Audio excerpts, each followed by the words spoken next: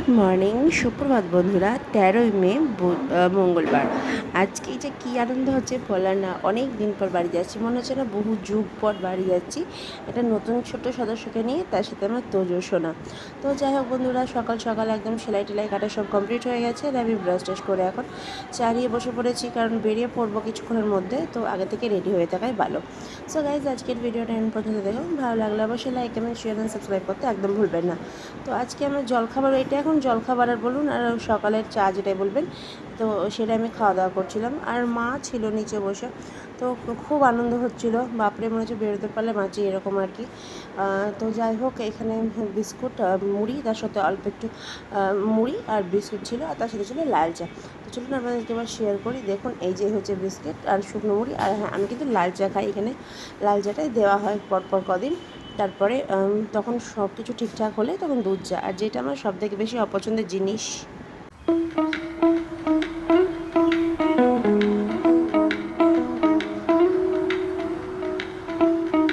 সবাই মিলে নিতে চলে এসেছে আমাদের। আর বাকি যে দু একটা জিনিস ছিল সেগুলো ভরে নিয়ে নিচে চলে এসেছি। নিচে এত গরম টেকা যাচ্ছে না, কিন্তু যেহেতু বেলা হয়ে গেছে তাই খাওয়া দাওয়া করে একদম বেরোবো। বাড়িতে আর খাওয়ার ঝামেলাটা করছি না, কারণ কখন যাব কখন রান্না হবে তার কোনো ঠিক নেই। তাই একদম খাওয়া দাওয়া করে আমরা বেরিয়ে পড়বো।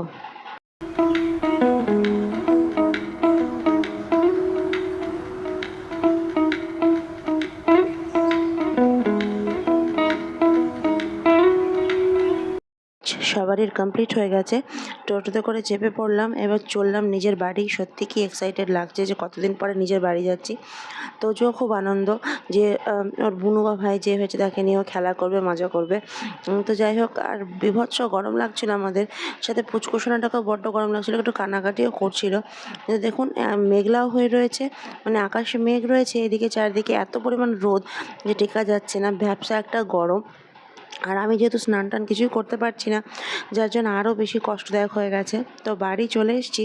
আর আসা মাত্রই বাবা তার পুজো সোনাকে কোলে নিয়ে একদম আমরা সবাই মিলে একসাথে ঘরে ঢুকলাম। এটা ওর ইচ্ছে ছিল যে আমরা চারজন মিলে একসাথে ঘরে ঢুকবো।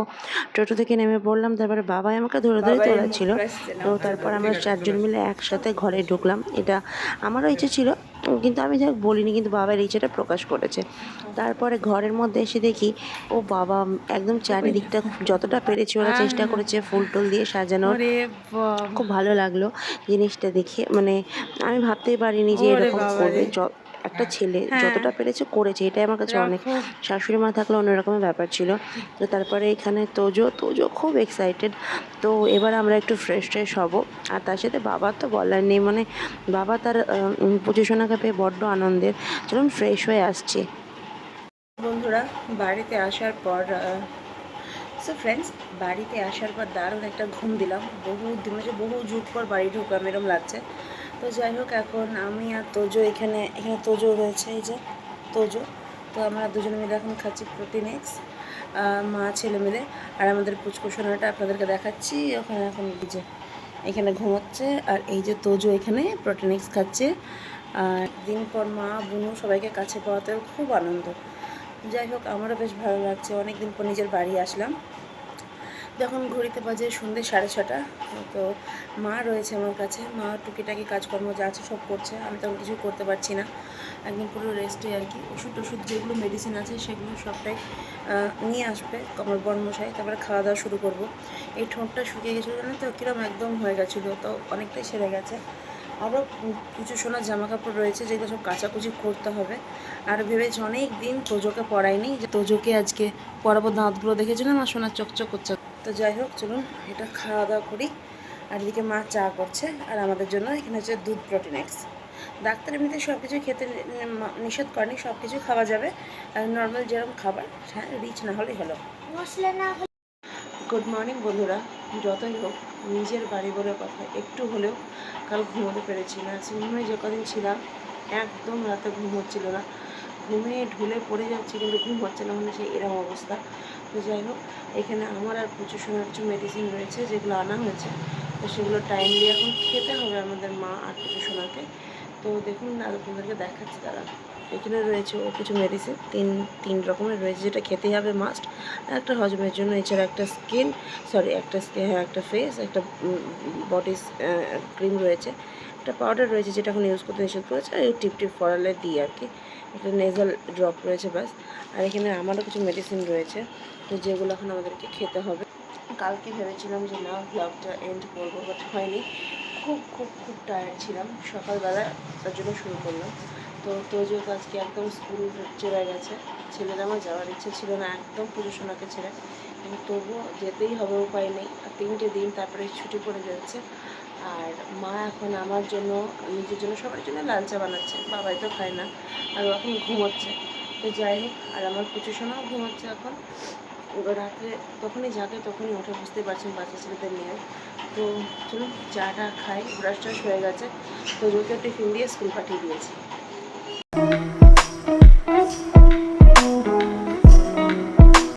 সো ফ্রেন্ডস, ঘড়িতে বাজে একদম 9:30, 9:35। তো আমার ব্রেকফাস্ট এখানে রেডি। খেতে খেতে মনে পড়লো যে আপনাদের সাথে শেয়ার করা হয়নি। তো এখানে রয়েছে আলুর তরকারি দিয়ে মুড়ি, অল্প একটু গোলমরিচ গুঁড়ো, কোনো ঝালটা এখন সেরকম বিশেষ করে খাওয়া উচিত নয়। আর এমনিতে খাওয়াতে কোনো রকম রেস্ট্রিকশন নেই, সব কিছুই খেতে পারবো, একদম হালকা পাতলা খাবার আর কি এরকম। চলুন চটজলদি করে আগে ব্রেকফাস্ট করে আবার আসছি। তো বন্ধুরা, আমার ব্রেকফাস্ট কমপ্লিট হয়ে গেছে। আর ব্রেকফাস্ট কমপ্লিট করার পরে সাথে সাথে আমি কিছুক্ষণের মধ্যে এখানে একটু দুধ আর প্রোটিনস খাচ্ছি। প্রত্যেকটা মায়ের উচিত বাচ্চা হওয়ার পরে এরকম করে একটা ডায়েট চার্ট ফলো করা, এতে যেন বাচ্চা সমানভাবে ব্রেস্ট ফিড করতে পারে, মাও যেন সুস্থ থাকে, কারণ ওই সময়টাই মায়ের ধকল বড্ড যায়। আর বন্ধুরা, এখানে তো পুজো সোনাকে যা ওষুধ ছিল সেগুলো খাইয়ে দিলাম। খাওয়ার পরে আমি প্রোটিন এক্সটা খাচ্ছি। ঘড়িতে বাজে 1:25। আজকে একটু দেরি হয়ে গেল পুচকুচোনাকে একটু গাছ টাছ স্পঞ্জ টঞ্জ করে দেওয়ার জন্য। তো যাই হোক, এবার আমিও ফ্রেশ হয়ে একদম চলে আসলাম। এখন তো স্নান করবো না, কদিন পর করতে বলেছে। তো ভালো করে গা হাত পা স্পঞ্জ করে চলে আসলাম। এই গরমের মধ্যে পারা যায় বলুন তো, কিন্তু কী করবো, সহ্য করতে হচ্ছে। এবার একটু ফ্রেশ হবো, চুল টুল লাগাবো, একটু ক্রিম টিম তো লাগাবো না, একটু সুতল গোটা গায়ে বোলাবো, এই আর কি। তারপরে খেতে বসবো। আর তোজোকে মা আনতে চলে গিয়েছে। মানে গরমের মধ্যে আমারও খুব মুশকিল, যেহেতু বর্মশায় আসতে পারেনি, তো মাকে যেতে হলো। তো গাইজ, আজকের মতো এইটুকুই। দেখা হচ্ছে নেক্সট ব্লগে। সবাই ভালো থাকুন, সুস্থ থাকুন। খুব তাড়াতাড়ি নতুন একটা ব্লগ নিয়ে আমি পুষ্পিতা আবার হাজির হচ্ছি। ততক্ষণ মতো টাটা ফ্রেন্ডস।